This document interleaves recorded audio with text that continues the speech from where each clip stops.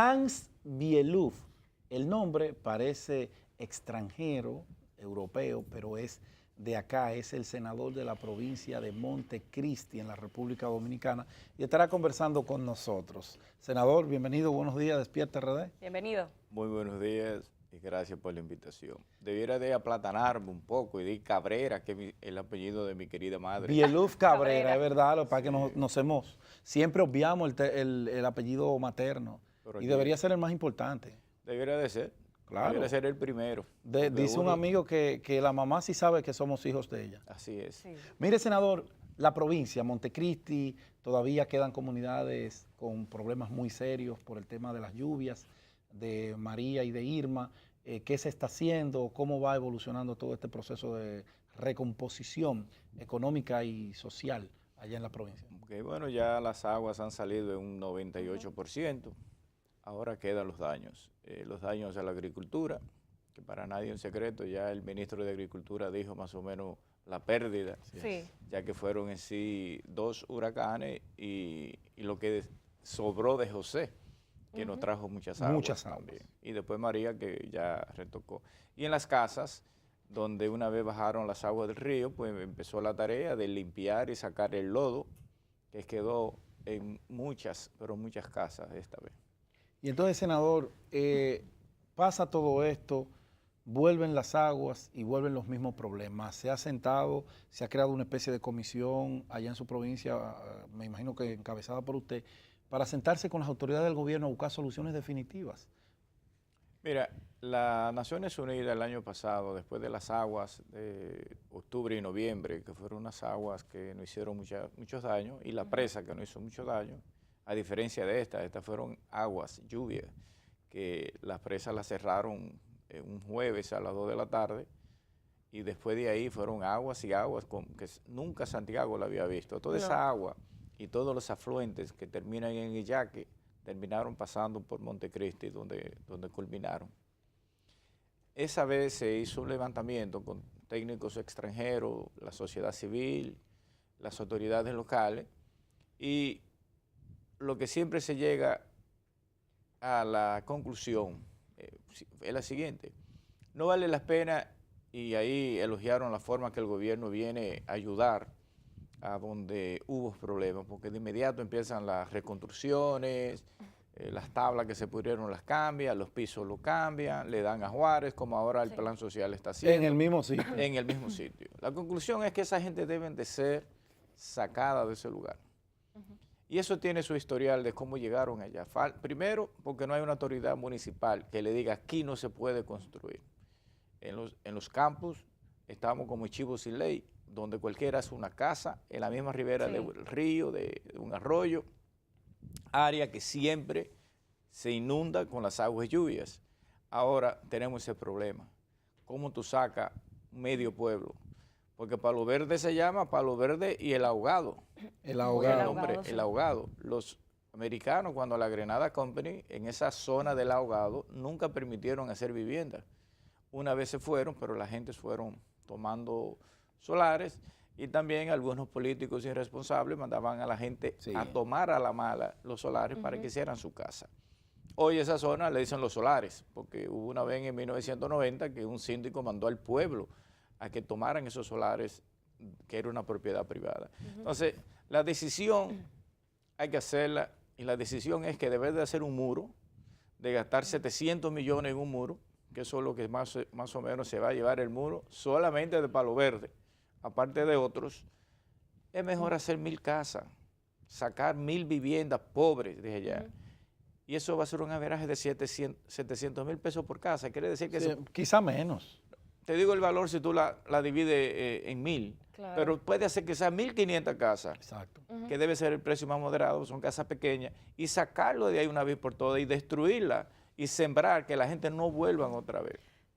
Ahora, hay casas que valen más. Claro. Bueno, el que vale más, vamos a ver qué se hace. Se saca y se le dice y se destruye. Porque Se llega a un acuerdo. No puede, porque todos los años es lo mismo. Todos los años, por lo visto, ya tenemos 3 años que más o menos de octubre a diciembre hemos tenido problemas.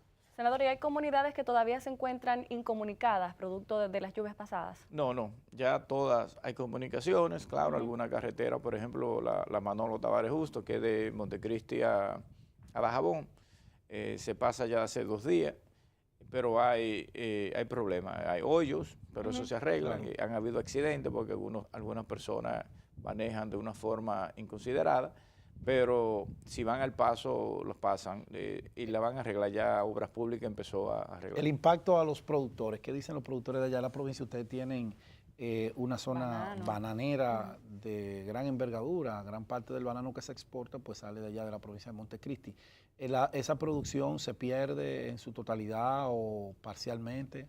No, Pedro, mira lo que pasa allá. Primero déjame decirte que Obras Públicas empezó a fulmigar, ya que teníamos unas plagas de mosquitos y de chinche, que son y de vivo, que la población no lo aguantaba. Montecristi y Dajabón está infectada y vi que tienen más de 12 equipos fulmigando ambas provincias, que si Dios quiere pronto lo van a tener bajo control. Pero en la agricultura, específicamente el banano, hay que remontarse al año pasado, donde miles y diciembre. miles, sí, de siembra, se dañaron totalmente, porque el banano, después que dura 3 o 4 días bajo agua, se le pudren las raíces y hay que sembrarlo de nuevo. Bueno, eso pasó el año pasado.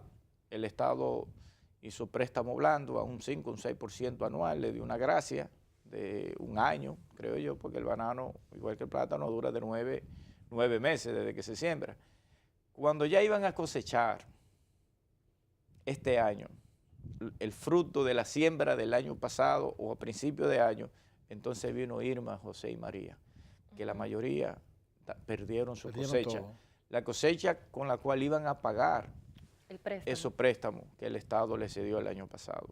Estamos en una situación peor que el año pasado porque el que tiene seguro, que la mayoría tiene seguro, lo va a cubrir, pero normalmente no cubre un 100%. No, porque te cubran lo que cuesta y lo que tú pensabas ganar fruto de tu trabajo no va... No, exactamente. Entonces, se lo lleva el viento. Están haciendo un levantamiento, le van al que el seguro les paga, pues les pagará para pagar préstamos y reenganchar otra vez un préstamo a largo plazo, porque es la única forma que podemos sobrevivir en esa zona.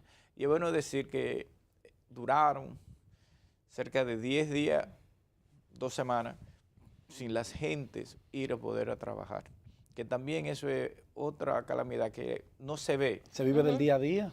Los que viven de día a día, por ejemplo, el proyecto del Cruz de Manzanillo tiene el sueldo fijo y le pagan a las personas, aunque no vayan. Claro. Pero el que trabaja de día a día no le pagan. Por cierto, ¿cómo va ese proyecto? Le pedimos a la presidencia de que tomaran en cuenta, que tomaran un averaje y que le pagaran por lo menos, si no le pueden pagar los 10 días, que le paguen 5, 6, 8, que le paguen los 10 días, algo mínimo, porque esa gente no han podido trabajar en los últimos días. Y no es verdad que le están llevando comida, porque nada más le están llevando comida a los albergues oficiales. Exacto. Albergues oficiales que debemos de retomar. ¿Qué es un albergue? Porque nos dimos cuenta, y a veces uno critica, y este es el momento de autocriticarnos, a ver qué hicimos mal, para que la próxima vez no suceda. Por ejemplo, en Palo Verde hay albergues oficiales podemos decir. Sí. Pero ¿qué pasó? Las aguas entraron cerca del albergue, no físicamente al albergue, pero cerca. ¿Y dónde iban las gentes a hacer sus necesidades, por ejemplo? ¿Dónde estaba el agua? En el agua, tirarle el agua. Entonces esas son cosas que debemos de retomar. Debemos de retomar quiénes son los responsables en caso de emergencia que deben de dirigir esas emergencias. Porque hemos visto muchas discapacidades en quienes dirigen nuestras provincias a veces, que son los responsables. Claro. Y no saben a quién llamar, no saben dirigir, y eso puede traer caos sobre caos. Y eso pasó en nuestra provincia. Senador, 2 temas que no se nos pueden quedar a mí, a Karina, con esta entrevista. El primero, usted es un gran conocedor de la política norteamericana y de la realidad socioeconómica norteamericana. ¿Cómo evaluar el comportamiento del presidente Donald Trump a raíz de la situación que vive un aliado de ellos, Puerto Rico, que es un estado libre asociado en papeles? No, yo diría que Puerto Rico es una colonia americana. Exacto. No es un estado libre y asociado. Y él políticamente hizo lo que cualquier político responsable hace. Como no votan por mí, ¿por qué yo tengo que ir al auxilio de Puerto Rico. Exacto. Y la Clientelismo. realidad es que los puertorriqueños no votan políticamente por ningún funcionario de los Estados Unidos, solamente votan por su gobernador y sus regidores, su alcalde, pero no por la presidencia, ni por senadores, ni por diputados. Y ellos actuaron por presión por los puertorriqueños que cuando van a los Estados Unidos sí tienen el derecho a votar. Sí, pero no cuando mientras viven están- allá. Cuando viven allá, pero no mientras están en la isla. Él actuó como la mayoría de los políticos actúan. Si hay voto, vamos. Si no hay, no vamos. Lo dejamos para después. Y se deja para después. Ahora, esperamos Buen enfoque. Esperamos de que él sea más humano, que vea cómo el gobierno federal fue al auxilio de Texas, de Florida, que fue abatido fuertemente. Y aunque no hay esos votos, hay muchos puertorriqueños en los Estados Unidos, de que por lo menos, como ya hay rumores, que él está pensando en condenarle las deudas externas, bueno, la deuda interna Interna. de Puerto Interna. Rico, porque no hay entrada. Puerto Rico está devastado. Puerto Rico está peor que como si los españoles no lo hubieran descubierto, porque fue que acabó con toda la estructura que hay en Puerto Rico. Igual que hizo en otra isla, Sí. pero Puerto Rico está Pero más allí se cerca que siente más. nosotros. Porque Y una la isla verdad grande. que gracias a Dios que esos huracanes no pasaron por aquí, porque si hubieran pasado por aquí, nosotros que no somos norteamericanos, que no tenemos ese vínculo con los Estados Unidos, nos hubiera tomado años para recuperarnos, Sí, un huracán atrasa 10, 12, 15 años a un país. o más. Bueno, senador, cambiando un poco el tema, vamos a hablar un poco del ámbito político del PLD. Hay muchos que ahora mismo hablan quizás de una división por el asunto de que si se hace abiertas o cerradas las elecciones. ¿Qué opinión le merece esto? Mira, no hay división tal como dicen las gentes o la oposición. El PLD es un partido maduro, inteligente, tiene una visión de gobernar, tiene una visión de unidad que otros partidos no lo tienen. Y es natural que entre tantos líderes, como tiene el PLD, que hay muchos que tienen la capacidad de ser el presidente de la República Dominicana, tiene que haber diferencia. Eso es natural y se discute. Y eso pasó en el comité político, donde tomaron una sabia decisión de satisfacer las dos tendencias de pensamiento que hay en el PLD, si es una primaria abierta o una cerrada. Bueno, yo creo que eso es una gran salida de buscar el consenso o escuchar a 5 profesionales en la materia y después entonces tomar la decisión que se vaya a tomar. ¿Y usted cree, senador, que en un partido de 35 miembros su comité político, donde hay 14 abogados, haya que ir al mercado spot a buscar juristas que le digan al PLD lo que tiene que hacer? Bueno, de esos 14 abogados que quizá hay en el comité político, sus opiniones son interesadas. Sí. Es para buscar imparcialidad. Yo creo que hay que buscar una imparcialidad como ellos decidieron, aunque lo van a escoger entre ellos. Claro, claro está. Son 5. Son Uno 5. de Reinaldo, 2 de Leonel y 2 de Danilo. No les sé decir cómo lo van a... ¿Cuál es la división? Me imagino que se van a Para poner de equilibrar. acuerdo. Me imagino que se van a poner de acuerdo, pero fue una sabia decisión y yo creo que de ahí va a salir lo mejor, no solamente para nuestro partido, sino para el país. Ahora, ¿qué piensa el senador Hans Bielú? Para ¿Cuál mí- es el modelo que le gustaría, partiendo de la realidad política que tiene el PLD en el día de hoy, que usted la conoce muy bien, cuál sería el mecanismo más idóneo para escoger a los candidatos en el 2020? Mira, dentro del PLD tenemos un padrón no confiable, vamos a ponerlo así. Un padrón que está contaminado, un padrón de mucha gente que se han inscrito por intereses de personalidades o individuos que no le duele el PLD, no le duele el PLD.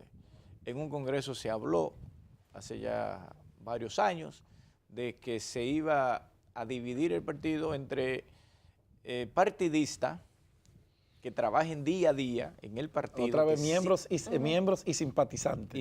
y simpatizantes. Nunca se hizo. El PLD está lleno de simpatizantes por el momento.